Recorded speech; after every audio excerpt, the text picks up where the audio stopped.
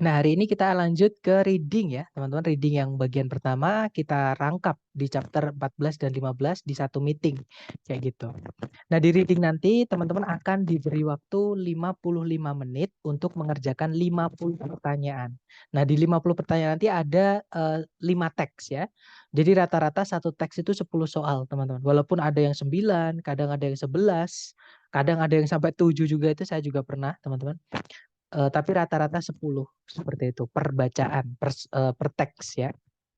Nah, teman-teman nanti akan menemukan kalau 55 menit itu nggak cukup untuk mengerjakan 50 pertanyaan. Kalau teman-teman nggak tahu tipsnya ya tentunya.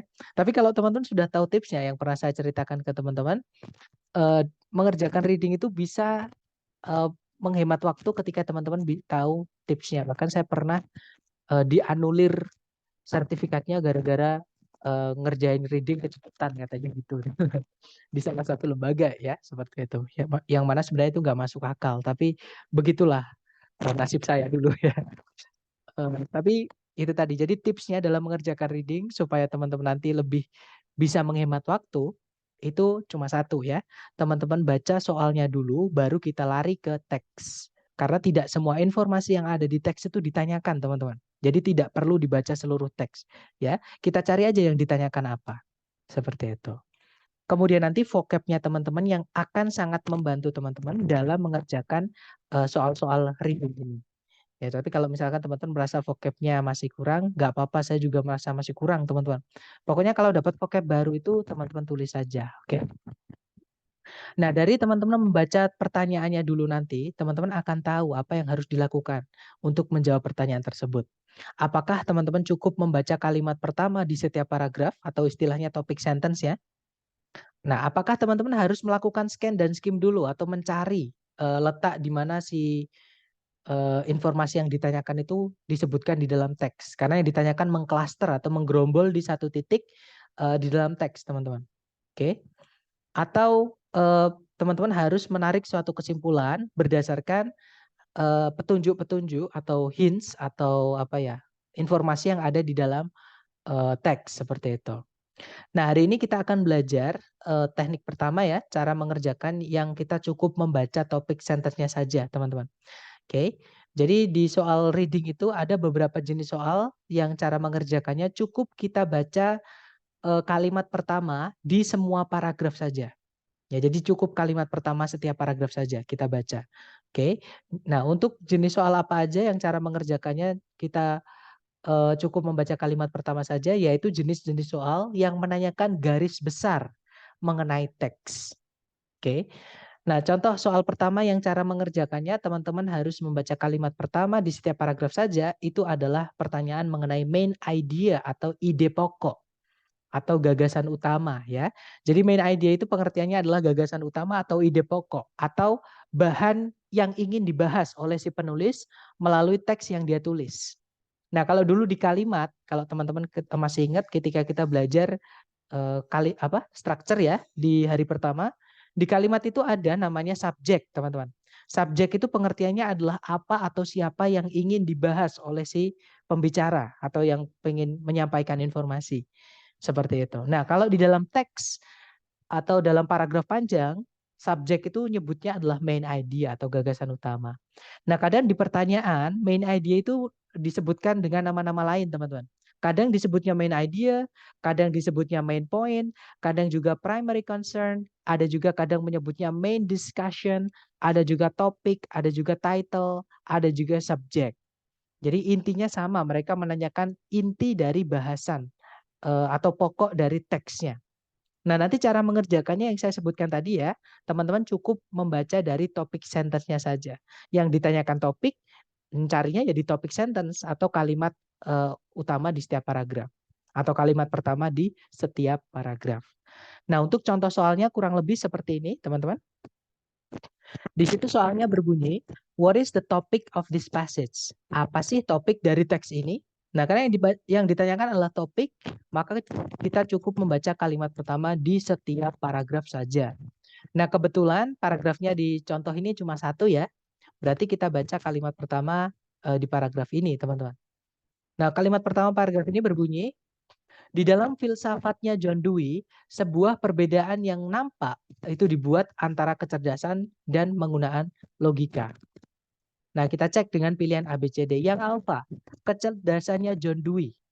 Bukan ya, teksnya menyebutkan bukan ngomongin tentang kecerdasannya John Dewey, tapi di teks disebutkan kalau John Dewey itu membedakan antara kecerdasannya semua orang secara umum dan kemampuan menggunakan logika sama punya semua orang secara umum.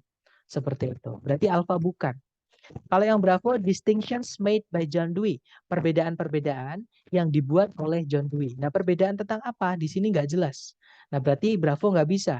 Karena terlalu umum, terlalu luas ya. Sedangkan di teks tadi, itu hanya satu, yaitu a sharp distinction. A sharp distinction ada kata artinya sebuah. Jadi cuma satu perbedaan saja. Ya, berarti Bravo bukan, terlalu luas. Kalau yang Charlie, Dewey's ideas on the ability to reason. Gagasan Dewey mengenai kemampuan dalam menggunakan logika. Nah, yang disebutkan bukan cuma kemampuan menggunakan logika ya, tapi juga kecerdasan. Kalau kita milih yang Charlie, ada informasi yang dihilangkan, yang mana nggak boleh, teman-teman. Oke, namanya topik ya harus mewakili seluruh teks. Nggak boleh ada yang dihilangkan. Seperti itu, berarti Charlie bukan. Nah, jawabannya adalah yang delta, teman-teman. How intelligence differs from reasoning in Dewey's works. Kalau diartikan, bagaimana kecerdasan itu berbeda dari kemampuan menggunakan logika dalam karya-karyanya Dewey. Seperti itu. Nah, dari contoh tadi, mungkin ada yang mau ditanyakan dulu sebelum kita lanjut ke contoh latihan soal. Silahkan, teman-teman.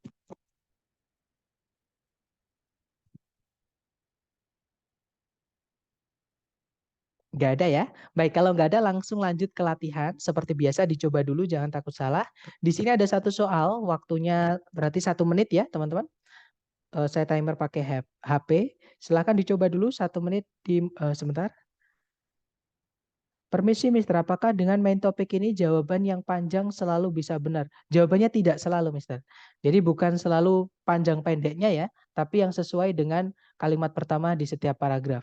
Karena kita bukan disuruh untuk mengukur ya teman-teman, tapi kita disuruh untuk mencari topik atau main idenya. Kayak gitu. Berarti bukan jawaban yang selalu panjang yang benar. Kayak gitu ya. Kadang jawabannya pendek. Oke, kita lanjut ke latihan soal. Dicoba dulu, waktunya 1 menit, dimulai dari sekarang, silakan.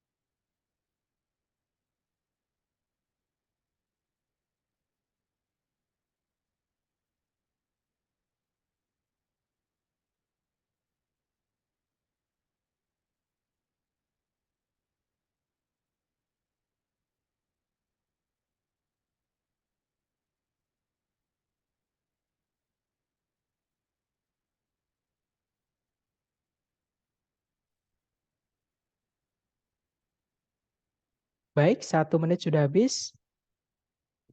Ada jawaban Charlie, dan semuanya menjawab Charlie ya. Kita cek bersama, teman-teman. Seperti biasa, kita baca soalnya dulu kalau di reading. Di situ soalnya berbunyi, which of the following best describes the topic of the passage? Yang manakah di antara berikut ini, ABCD berikut ini, yang paling mendeskripsikan topik dari teks di atas? Nah, karena yang ditanyakan topik, kita baca kalimat pertama di setiap paragraf. Ya, kebetulan di sini paragrafnya cuma satu, berarti kita baca kalimat pertama saja. Kalimatnya berbunyi, Fort Knox yang terletak di Kentucky merupakan situs dari sebuah benteng militer Amerika Serikat. Namun, dia lebih dikenal dengan sebutan Fort Knox penyimpanan emas atau penyimpanan batangan emas. Brankas raksasa yang menyimpan tumpukan-tumpukan tabungan emas pemerintah Amerika Serikat. Nah, berarti ngomongin tentang Fort Knox ya, teman-teman. Kita cek ABCD. Yang alpha, the city of Fort Knox, Kentucky. Kota dari Fort Knox, yaitu Kentucky. Bukan ya, bukan ngomongin tentang Kentucky-nya teman-teman, tapi ngomongin tentang Fort Knox-nya, lebih tepatnya fungsi dari Fort Knox, yang mana tadi dipakai untuk menyimpan emas dari pemerintah Amerika Serikat. Kalau yang Bravo, the Federal Gold Depository, tempat penyimpanan emas pemerintah Amerika Serikat. Nah, ketemu ya teman-teman, jawabannya adalah yang Bravo. Nah, kalau yang Charlie, benteng militer Amerika Serikat yang terletak di Fort Knox. Nah, ini bukan ngomongin tentang benteng militer Amerika Serikat, teman-teman. Tapi lebih ngomongin tentang Fort Knox-nya. Nah, kalau yang Charlie ini Fort Knox-nya jadi keterangan tempat. Intinya bukan Fort Knox-nya kalau yang Charlie, tapi benteng militer Amerika Serikat. Sedangkan benteng militer Amerika Serikat itu nggak ada hubungannya dengan brankas raksasa yang menyimpan tumpukan emas. Kan nggak nyambung dengan militer, ya kan? Jadi jawabannya bukan yang Charlie. Jadi intinya tentang Fort Knox-nya, bukan benteng militer Amerika Serikatnya, teman-teman. Kalau yang Charlie itu Fort Knox sebagai keterangan tempatnya saja, bukan intinya. Ya, Charlie bukan. Kalau yang Delta, gold bullion itu adalah emas batangan. Itu juga bukan ya. Karena ini bukan ngomongin tentang emas batangan, teman-teman. Secara umum bukan ya. Tapi ngomongin tentang suatu tempat namanya adalah Fort Knox. Yang mana dipakai pemerintah Amerika Serikat untuk menyimpan emas-emasnya. Seperti itu. Kalau saya berpikir jawabannya mana yang kata-kata di jawaban banyak muncul di kalimat utama, Mister.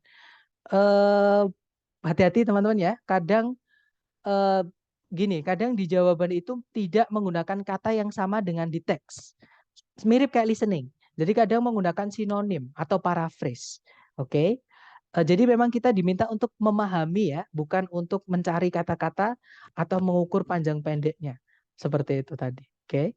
Jadi memang di sini yang teman-teman perlu kuatkan adalah vocab. Karena reading ini murni akademik semua, teman-teman. Nggak ada bahasa sehari-hari, nggak ada. Pasti tentang suatu topik yang biasanya kita dapat di kuliahan. Tentang di suatu mata kuliah, di suatu program seperti itu. Oke, jadi yang saya bilang tadi, kita hubungkan dengan jawaban, dan memang reading itu nggak enaknya kadang pilihan A, B, C, D itu terdengar benar semua. Sekilas itu di teks semuanya ada. Ya, jadi memang perlu dilatih seperti itu. Kita lanjut ya ke nomor berikutnya. Dicoba dulu teman-teman, waktunya 1 menit, dimulai dari sekarang, silahkan.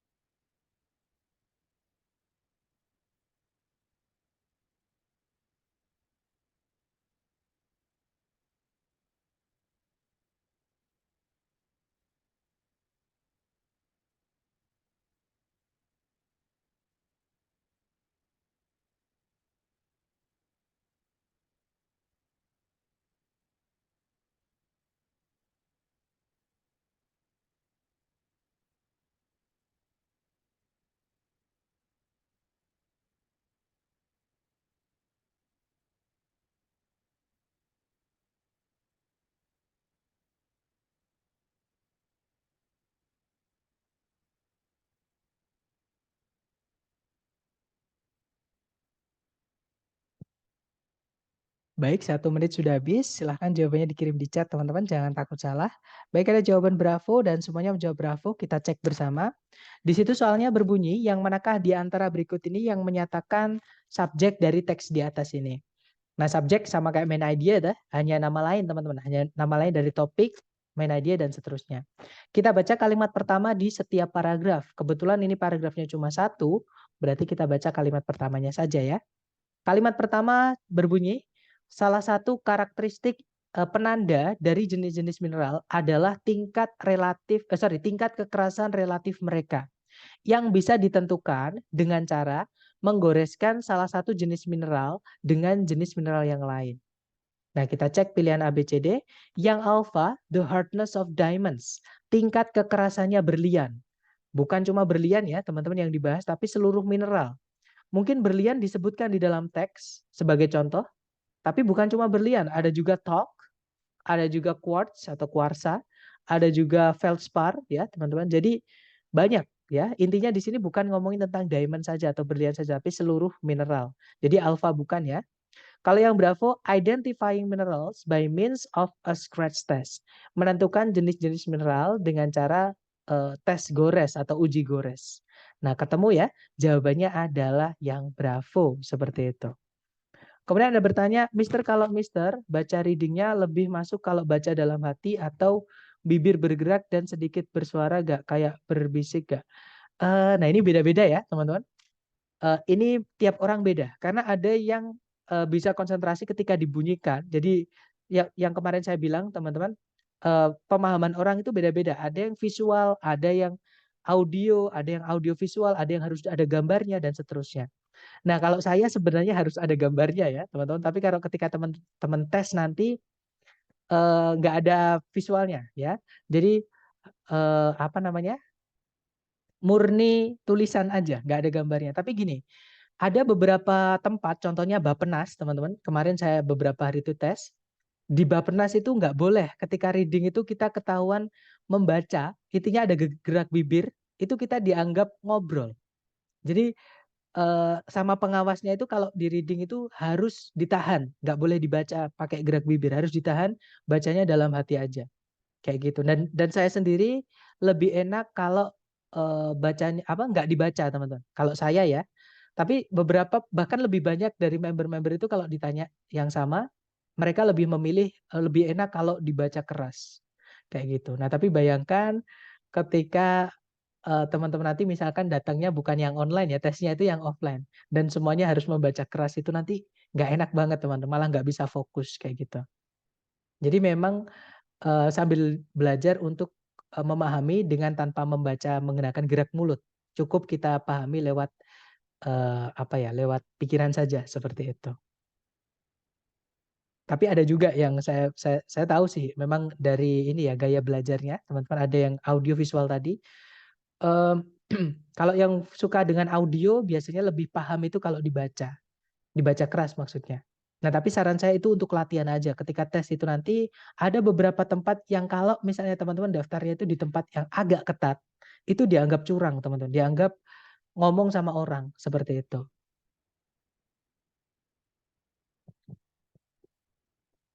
Oke, kita lanjut ya ke nomor 3. Dicoba dulu. Waktunya 1 menit, dimulai dari sekarang. Silahkan teman-teman.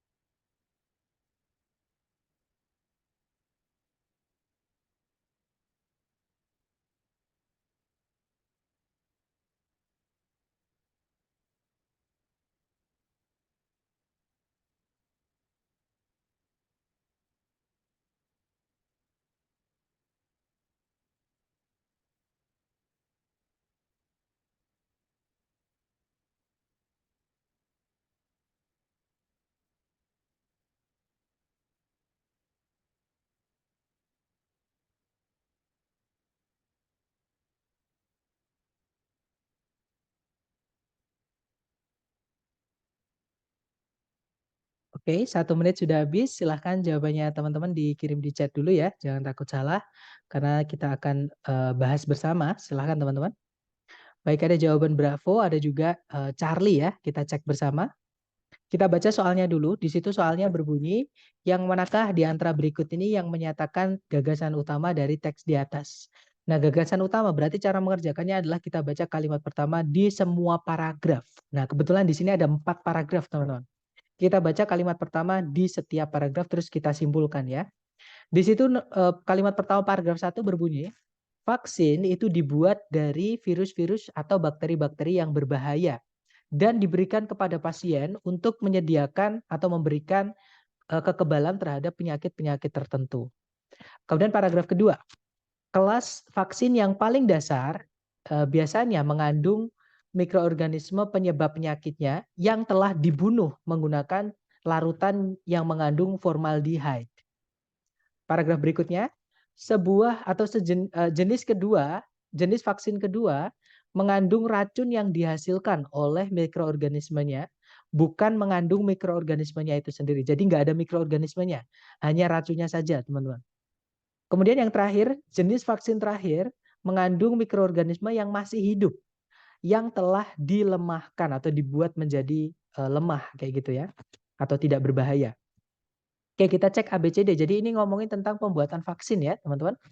Yang alfa vaksin memberikan kekebalan terhadap penyakit-penyakit tertentu. Bukan ya, karena yang dikembangkan di paragraf 2, 3, dan 4 bukan yang ini, tapi yang vaksin itu dibuat dari virus-virus atau bakteri yang berbahaya. Nah, caranya gimana? Paragraf 2, paragraf 3, dan paragraf 4. Seperti itu. Berarti alfa bukan. Kalau yang bravo, vaksin mengandung mikroorganisme penyebab penyakit. Nah, tadi ingat ada di paragraf 3, vaksin itu tidak mengandung mikroorganisme penyebab penyakitnya, teman-teman. Tapi hanya mengandung racun yang dihasilkan saja. Oke, berarti bravo bukan. Kalau yang Charlie, vaksin itu diperoleh dalam atau dari berbagai macam cara atau dari cara-cara yang berbeda. Nah, ketemu ya, jawabannya adalah Charlie. Karena ada 3 cara tadi yang disebutkan. Ya, ada yang dari vaksin yang dibuat dari mikroorganisme yang sudah dibunuh. Ada juga yang diambil racunnya baru dibuat vaksin. Ada juga yang mikroorganismenya masih hidup tapi dibuat lemah atau dilemahkan seperti itu. Jadi nomor 3 jawabannya adalah yang Charlie, teman-teman. Kalau yang Delta, pendekatan-pendekatan baru dalam pemberian vaksin sedang dikembangkan. Nah, bukan ke pemberiannya ya, tapi ke pembuatannya, teman-teman. Oke, berarti jawabannya yang Charlie. Oke, next, number 4. Dicoba lagi. Jangan takut salah. 1 menit dimulai dari sekarang. Silahkan, teman-teman.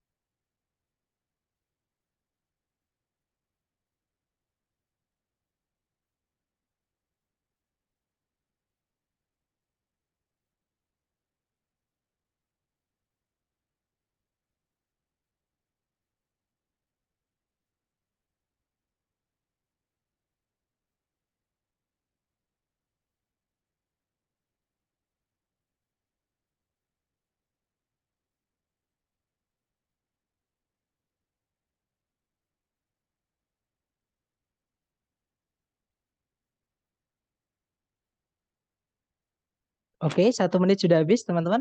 Ada 7 jawaban, yaitu Delta, Delta, Delta, dan semuanya menjawab Delta. Mari kita cek bersama ya. Di situ nomor 4 pertanyaannya adalah topik dari teks ini kemungkinan bisa dideskripsikan sebagai.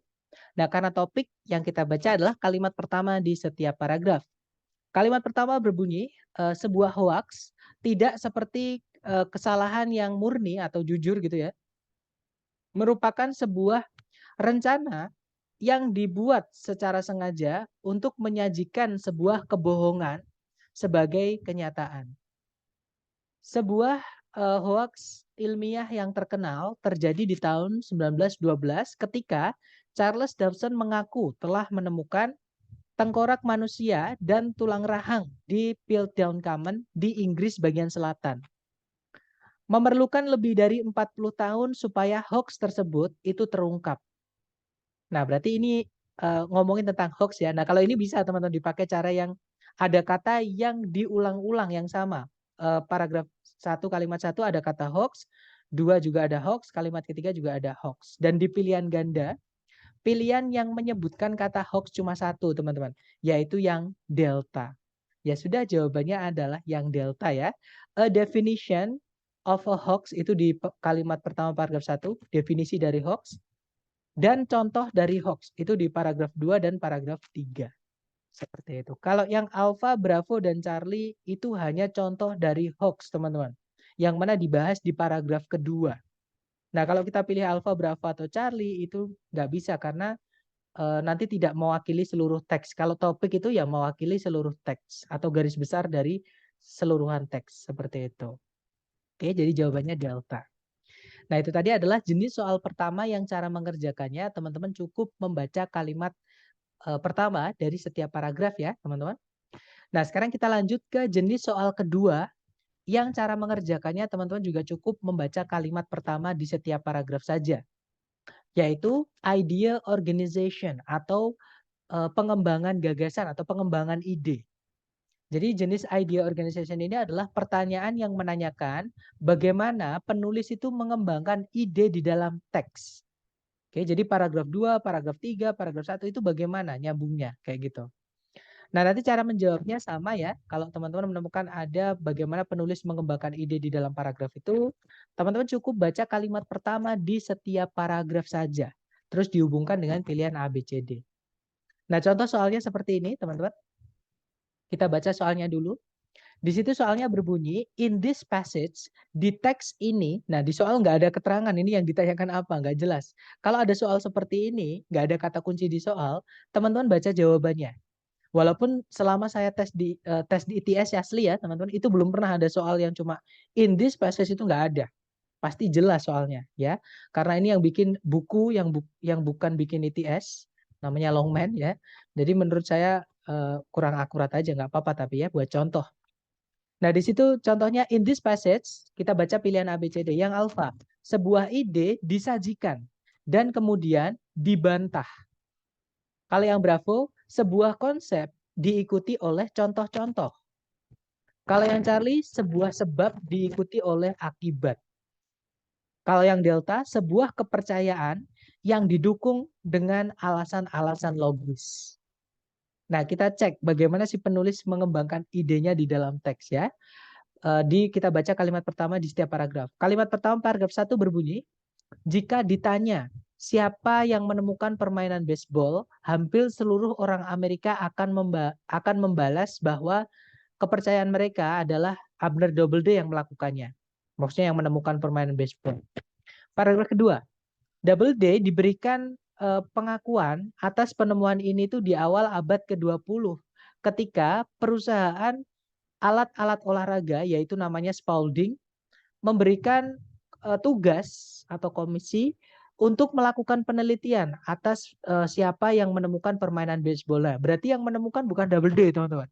Karena Doubleday ini disuruh meneliti permainan baseball. Berarti baseball sudah ditemukan ketika Doubleday baru dikasih tugas tersebut.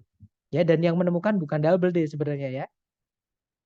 Kalau yang paragraf terakhir, sekarang atau hari ini hampir seluruh sejarawan olahraga setuju atau sepakat bahwa Doubleday sebenarnya tidak memiliki andil apapun dalam perkembangan baseball.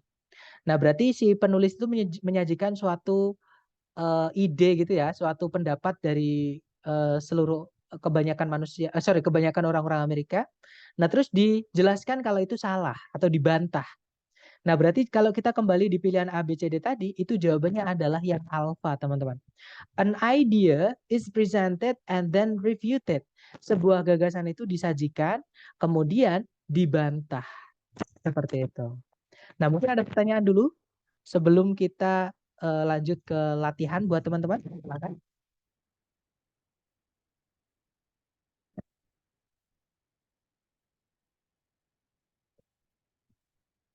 Nggak ada ya, teman-teman. Kalau nggak ada, kita lanjut ke latihan soal. Seperti biasa, dicoba dulu ya, jangan takut salah. Waktunya 1 menit, dimulai dari sekarang. Silahkan, teman-teman.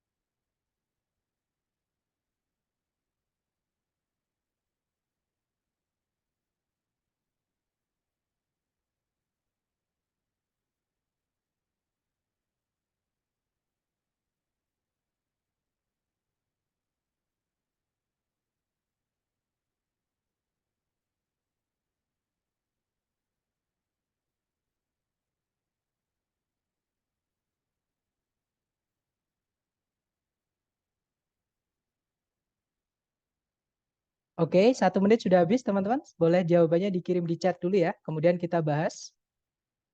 Baik, semua ada jawaban Bravo, ada juga jawaban Charlie. Mari kita cek bersama, teman-teman.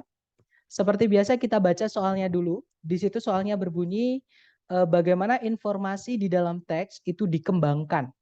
Nah, berarti kita baca kalimat pertama di setiap paragraf, teman-teman. Kalimat pertama paragraf 1 berbunyi, konflik di dalam suatu organisasi itu tidak selalu dipandang sebagai sesuatu yang tidak diinginkan. Paragraf kedua, menurut pandangan tradisional mengenai konflik, konflik itu berbahaya bagi suatu organisasi atau merugikan gitu ya bagi suatu organisasi. Paragraf terakhir berbunyi, pandangan interaksionis mengenai konflik di sisi lain beranggapan bahwa konflik dapat memberikan suatu fungsi penting di dalam suatu organisasi dengan cara mengurangi zona nyaman di antara para pekerjanya dan menyebabkan perubahan-perubahan positif terjadi. Nah, ini ngomongin tentang pandangan mengenai konflik ya, teman-teman. Yang mana kalau kita lihat di pilihan A, B, C, D itu disebutkan di pilihan Bravo. Di pilihan Bravo disebutkan contrasting views of conflict are presented. Pandangan-pandangan yang berbeda mengenai konflik itu disajikan. Jadi ada yang setuju kalau organisasi itu memang konflik itu penting, ada juga yang tidak setuju. Jadi ada yang mikir kalau konflik itu merugikan suatu organisasi. Nah, kalau yang penulis netral ya, paragraf 1 itu penulis bilang kalau dia hanya bilang kalau konflik di dalam organisasi itu tidak dipandang sebagai sesuatu yang tidak selalu dipandang sebagai sesuatu yang tidak diinginkan. Seperti itu. Kalau yang alfa asal muasal dari gagasan mengenai konflik itu disajikan. Nah, dari mana konflik muncul kita tidak tahu ya. Tadi nggak ada di teks juga. Berarti alfa bukan. Kalau yang bravo, dua ahli teori atau dua pembuat teori membahas tentang kelebihan dan kekurangan dari pandangan mereka masing-masing mengenai konflik. Nah, tidak ada kelebihan dan kekurangan di setiap pandangan tadi. Ya, Charlie bukan. Kalau yang delta, contoh-contoh dari konflik di dalam organisasi itu disajikan.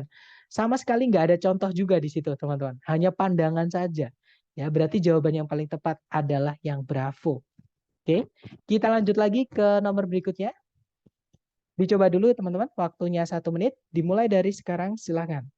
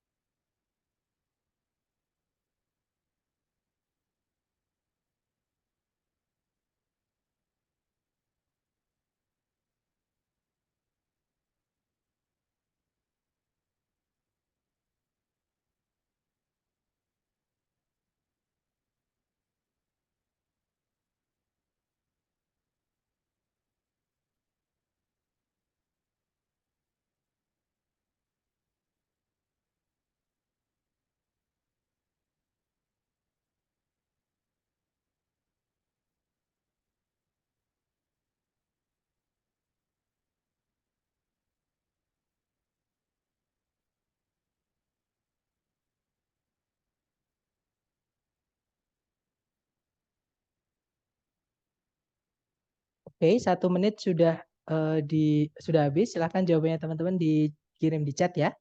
Jangan takut salah, baik ada jawaban alfa dan delta. Kita cek teman-teman. Seperti biasa kita baca soalnya dulu ya. Di situ soalnya berbunyi, bagaimanakah informasi di dalam teks itu dikembangkan? Nah, berarti kita baca kalimat pertama di setiap paragraf.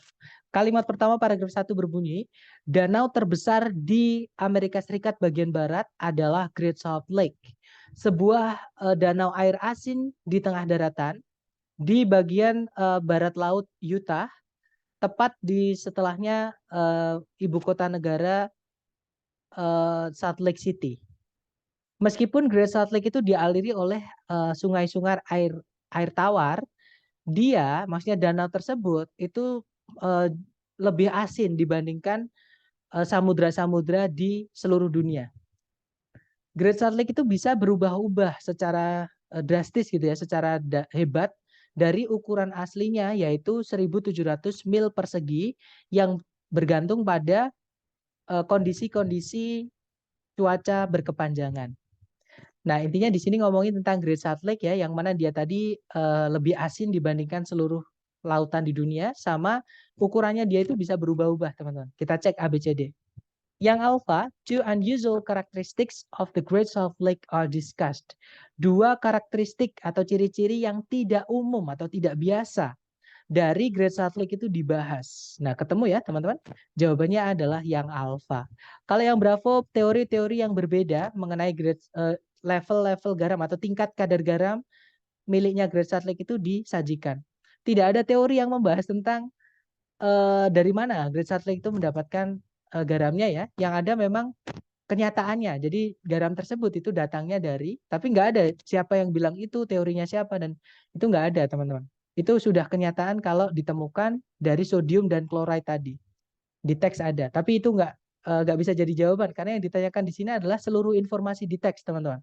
Sedangkan garam ini hanya dibahas di paragraf kedua.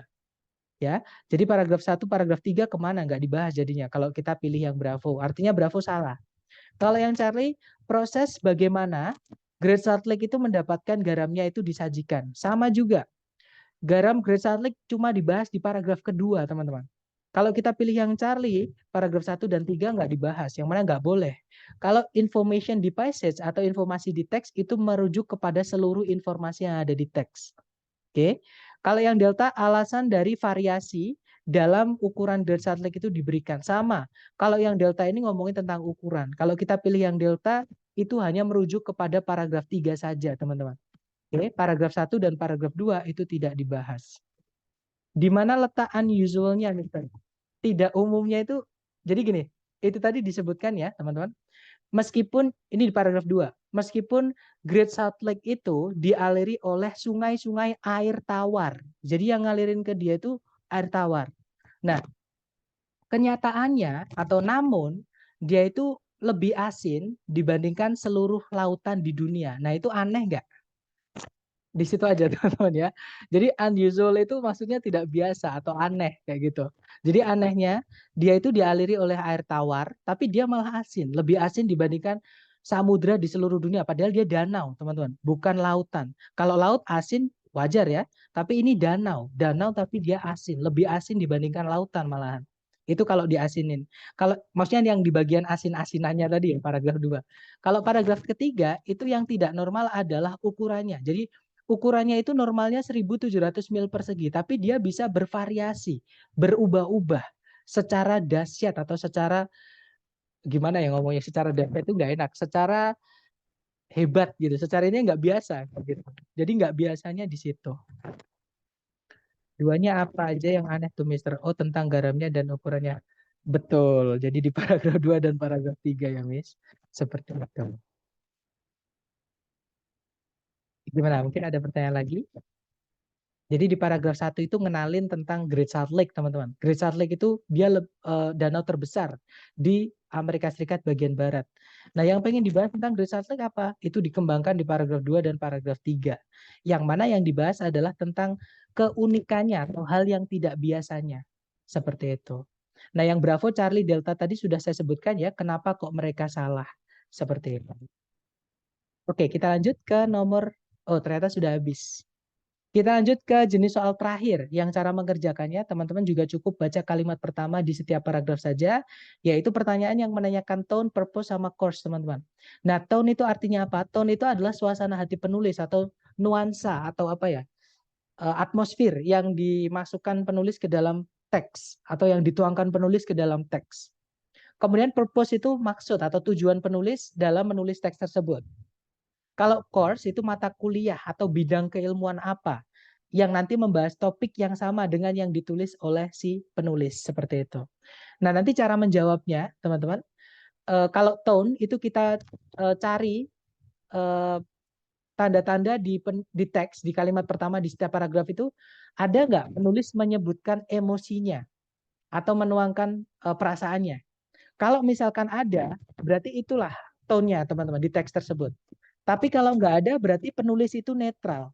Hanya ingin memberikan pengetahuan atau informasi umum saja. Seperti itu kepada pembacanya. Ya. Kemudian kalau yang ditanyakan course atau bidang keilmuan atau mata kuliah itu, kita hubungkan vocab-vocab yang dipakai di kalimat pertama di setiap paragraf saja dengan pilihan dengan apa ya bidang keilmuan yang ada di pilihan A, B, C, D. Nah, untuk contoh soalnya seperti ini. Di situ nomor 1 soalnya berbunyi, the purpose of this passage is to, jadi maksud dari teks ini atau tujuan penulisan teks ini adalah untuk. Nah, cukup kita baca kalimat pertama di setiap paragraf saja. Kebetulan di sini hanya 1 paragraf, kita baca kalimat pertamanya. Di situ berbunyi, in cold blood, ini judul ya, kalau tulisannya besar seperti ini teman-teman, dan miring itu judul. Jadi in cold blood miliknya Truman Capote yang ditulis di tahun 1966 adalah sebuah contoh yang terkenal dari novel non-fiksi. Nah, apa itu novel non-fiksi? Novel non-fiksi itu adalah sebuah jenis karya tulis populer yang berdasar pada kejadian-kejadian nyata, di mana penulisnya itu berusaha untuk mendeskripsikan alasan-alasan, pikiran-pikiran, dan emosi yang melatar belakangi kejadian tersebut, yang menggiring kepada kejadian-kejadian nyata itu. Seperti itu. Nah, kita cek ABCD. Yang alpha, discuss an example of a particular literary genre.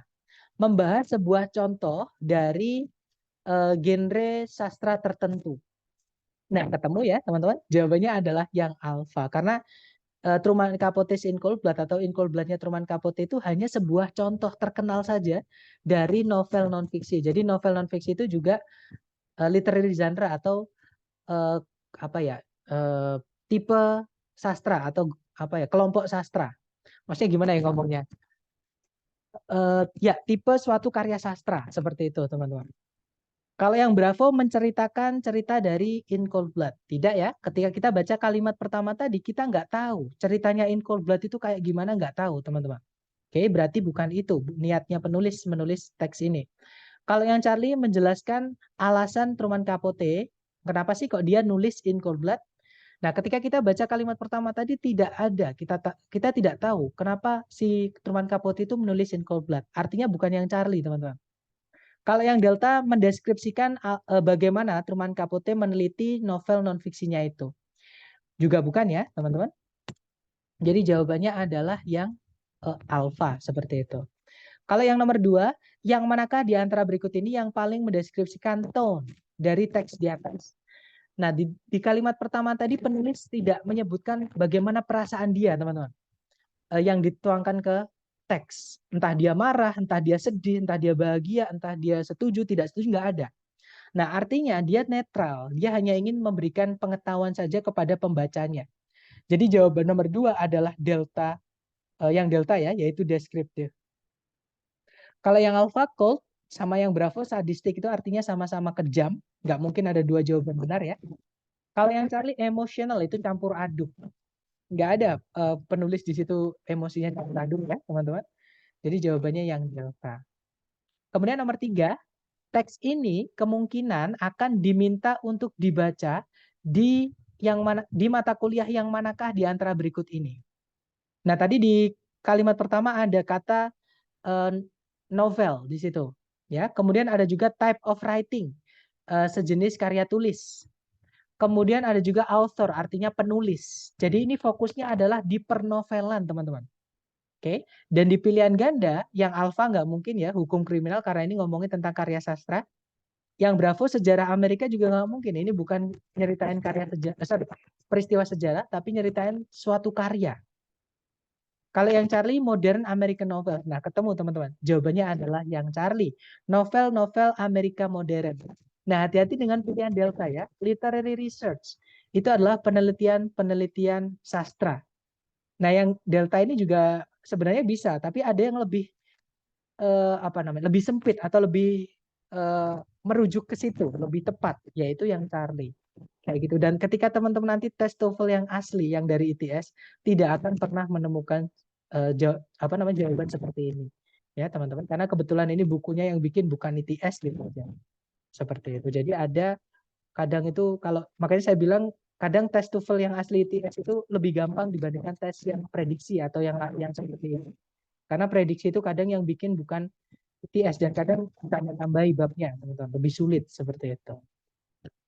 Nah, dari contoh soal tadi, sebelum kita ke latihan, mungkin ada yang mau ditanyakan dulu, silahkan.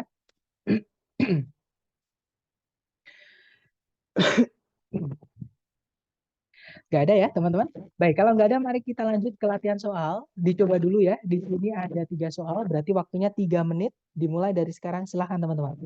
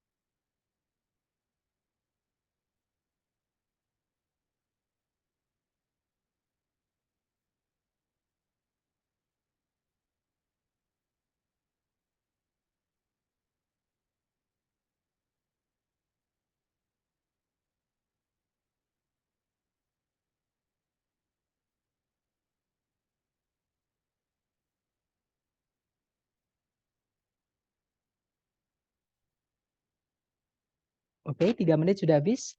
Mari kita bahas, teman-teman.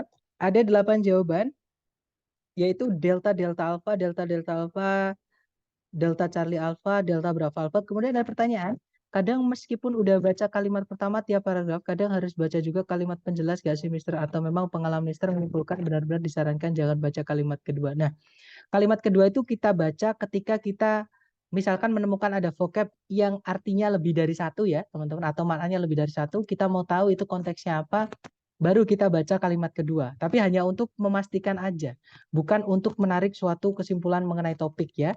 Contohnya gini, misalkan teman-teman menemukan ada kata program. Nah, ini yang paling sering saya buat contoh. Program itu artinya banyak, teman-teman. Program itu bisa saja artinya program di TV, itu namanya program, ya. Bahasa Inggrisnya juga program, kayak gitu.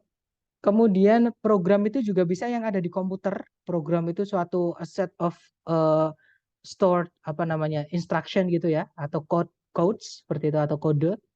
Nah itu kemudian program itu juga bisa misalnya pemerintah membuat suatu gerakan atau program. Nah, itu juga bisa diartikan program.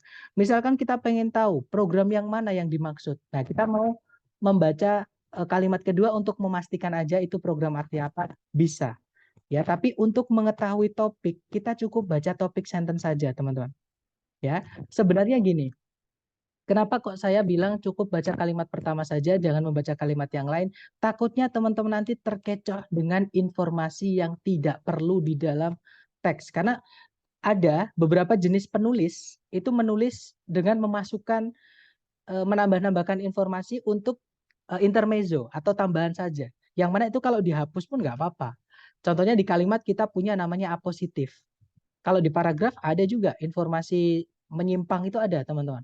Nah, takutnya nanti ketika teman-teman membaca dan menemukan tiba-tiba ada informasi menyimpang itu ditaruh di kalimat kedua itu. Jadi memang tidak disarankan, ya. Pahami aja kalimat pertama di setiap paragraf. Atau kalau teman-teman mau nyoba, boleh dicoba aja. Seperti itu. Latihan yang ada kunci jawaban, terutama yang dari luar negeri ya, bukan yang dari Indonesia. Karena saya sering sekali mengecek di Indonesia itu jelas-jelas kuncinya salah itu. Harusnya yang jawabannya yang A, udah jelas banget, ditanyakan ke semua pun yang ketika nggak dikasih tahu kuncinya pun tutor-tutor itu jawabnya itu misalnya. Tapi itu beda dengan kunci. Itu kadang kalau beli buku latihan di Indonesia kunci jawabannya biasanya meleset teman-teman atau melenceng kayak gitu. Jadi tidak disarankan ya seperti itu. Oke, mari kita bahas. Nomor 4 pertanyaannya adalah yang manakah di antara berikut ini yang paling mendeskripsikan tujuan penulis di dalam teks? Kalimat pertama paragraf 1 berbunyi, hingga saat ini pengakuan-pengakuan yang didapat dari terduga dalam keadaan hipnotis belum diakui sebagai barang bukti dalam pengadilan di Amerika Serikat. Paragraf kedua, kasus sengketa lahan yang membawa-bawa pengakuan yang didapat dari hipnotis dibawa langsung ke Pengadilan Tinggi Amerika Serikat. Nah, intinya di sini ngomongin tentang hipnotis, pengakuan yang didapat dari hipnotis dalam ranah pengadilan atau hukum, ya.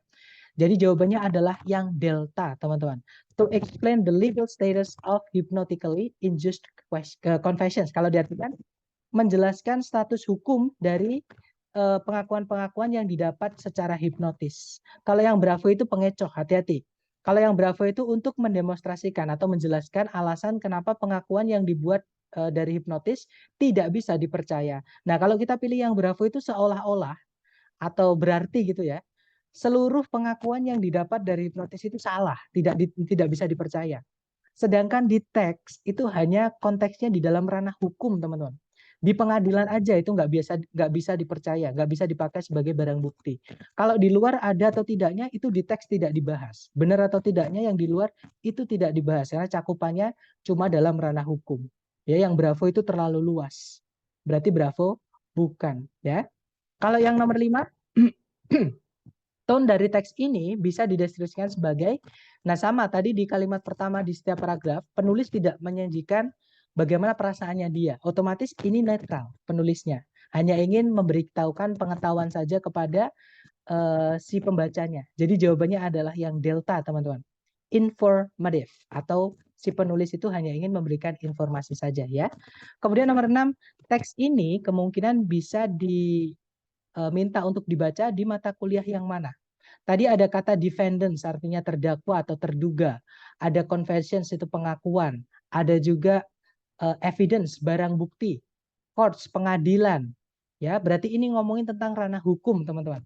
Dan jawabannya adalah yang alpha, American law atau hukum Amerika. Seperti itu, ya. Kita lanjut lagi. Nah, untuk nomor 7 sampai 9 kita bahas bareng ya, teman-teman, karena ada panggilan seperti itu. Jadi di situ nomor 7 pertanyaannya adalah tujuan utama penulis menulis teks ini adalah untuk, nah sama kita baca kalimat pertama di setiap paragraf, teman-teman. Nomor 5 tadi jawabannya adalah yang delta, informatif. Karena si penulis netral ya, teman-teman, hanya ingin memberikan informasi saja kepada si pembacanya. Tidak ada penulis ngamuk, yang alfa kan ngamuk. Yang bravo judicial itu menjudge, salah benar, tidak ada. Penulis netral, dia menyajikan fakta-fakta, bukan sesuai perasaannya dia atau pandangannya dia, teman-teman. Kalau Charlie hipnotik itu menghipnotis, mengajak. Kalau menghipnotis itu berarti contohnya di iklan, misalnya teksnya itu untuk mengiklankan suatu produk. Jadi menghipnotis pembacanya untuk membeli, mengajak kayak gitu. Atau mendorong ya. Atau kalau suatu gerakan ya berarti mengajak seseorang untuk melakukan suatu gerakan, contohnya penghijauan kembali misalnya atau go green. Nah, itu ayo kita go green itu. Nah, itu berarti hipnotik atau persuasif kayak gitu ya. Jadi sama, teman-teman. Kemudian untuk nomor-nomor oke, hampir terkecoh dengan oke. Terima kasih. Oke, siap. Kita lanjut ke nomor 7 sampai 9, teman-teman. Nomor 7 tujuan utama si penulis. Kalimat pertama paragraf 1 berbunyi, tingkat di mana penggundulan hutan di dunia ini sedang terjadi itu sangat mengkhawatirkan. Nah, ini yang saya maksud penulis memasukkan emosinya di dalam teks. Alarming, mengkhawatirkan, artinya penulis khawatir, teman-teman. Tone-nya berarti khawatir, seperti itu. Paragraf kedua, sebagian besar penggundulan hutan terjadi di hutan tropis di negara-negara berkembang yang didasari oleh kebutuhan negara-negara berkembang untuk meningkatnya kebutuhan lahan pertanian dan keinginan dari sebagian negara maju untuk mengimpor kayu atau produk-produk kayu. Nah, berarti si penulis di sini ingin menyadarkan, ingin memberitahu kalau ada masalah genting yang semakin memburuk, yaitu penggundulan hutan. Nah, nomor 7 jawabannya adalah yang Charlie, betul. Make the reader aware of a worsening world problem. Membuat pembaca dari teks ini menyadari akan adanya masalah di dunia ini yang semakin memburuk, yaitu deforestation atau penggundulan hutan. Kemudian nomor 8, yang manakah di antara berikut ini yang paling mendeskripsikan tone dari teks di atas? Yang saya bilang tadi ada kata alarming. Penulis sudah menuangkan emosinya di situ, teman-teman, yaitu alarming, mengkhawatirkan. Artinya dia khawatir. Dan A, B, C, D di pilihan nomor 8 yang artinya khawatir itu adalah yang alfa. Sorry. Jadi concern itu artinya khawatir, takut, cemas. Ya, teman-teman. Kalau yang bravo, disinterested itu artinya tidak tertarik. Kalau yang tadi placid itu artinya datar, biasa-biasa aja. Bukan ya. Kalau yang delta exaggerated itu artinya dilebih-lebihkan alias alay, teman-teman. Jadi tidak sesuai fakta, jadi ditambah-tambahin kayak gitu. Bukan, karena di teks kalau teman-teman lihat atau dibaca lebih lanjut lagi, si penulis itu tidak subjektif. Dia tidak memasukkan kata I. Tidak ada di situ dia subjektif, nggak ada. Malah di situ dia menyebutkan ada presentase, ada data, ada fakta. Ya, seperti itu. Berarti nomor 8 adalah yang alpha. Concern itu khawatir artinya, atau cemas atau takut. Seperti itu.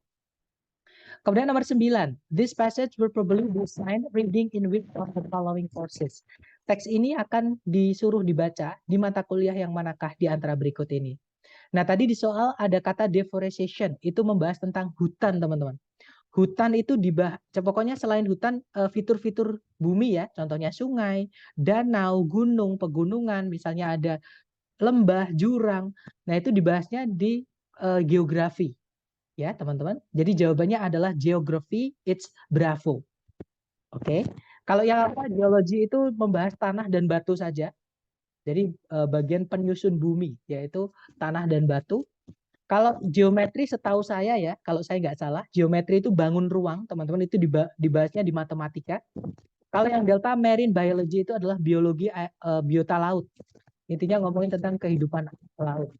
Ini bukan ngomongin di laut ya, tapi di hutan, di daratan, seperti itu.